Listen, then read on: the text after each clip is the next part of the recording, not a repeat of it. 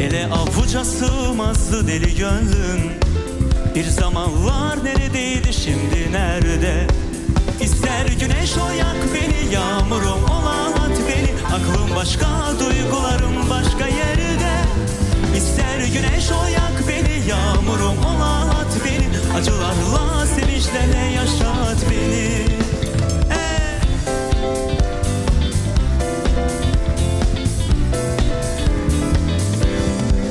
Bir deli rüzgar savurdu beni böyle. Umutlu tutsak benim altın kafeste. İster güneş o yak beni, yağmurum ola at beni. Aklım başka, duygularım başka yerde. İster güneş o yak beni, yağmurum ola at beni. Acılarla, sevinçlerle yaşat beni. Yok, ağlatmaz asla beni bir gün ayrılık.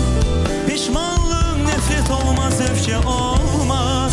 Senden daha acı bir hasret bulunmaz.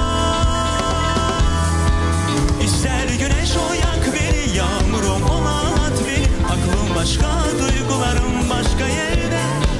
İster güneş o yak beni, yağmurum ola at beni. Acılarla, sevinçlerle yaşat beni. İster güneş o yak beni, yağmurum ola at beni. Aklım başka, duygularım başka yerde. İster güneş o yak beni, yağmurum ola at beni. Acılarla, sevinçlerle yaşat beni.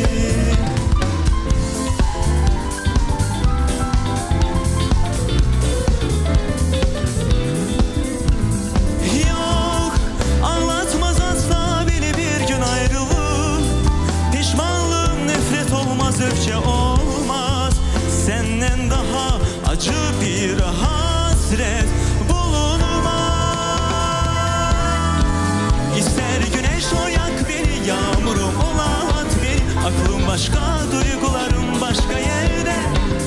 İster güneş o yak beni, yağmurum ola at beni.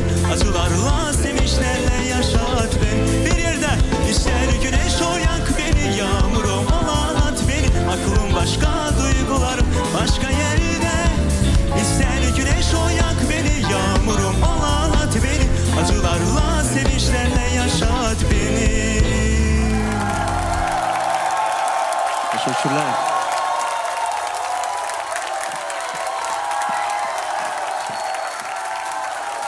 Emil Tağıyev dostlar. Emil.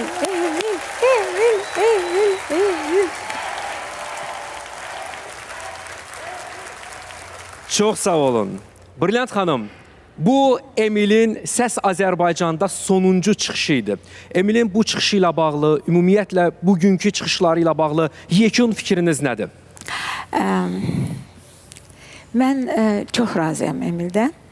İstədiyimi alabildim ondan. Əvvəl sevgili Canan'ı bu səviyyədə oxuyacağını heç gözləmirdim. Çünki əvvəl biraz başqa səfkidə onu mənə təqdim eləmişdi.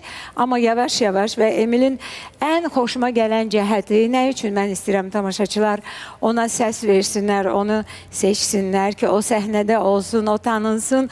Çünki onun ən seçilən cəhəti odur ki, o süngər kimi dediklərimi o dəqiqə özünə hopur və dediklərimi yadda saxlayır.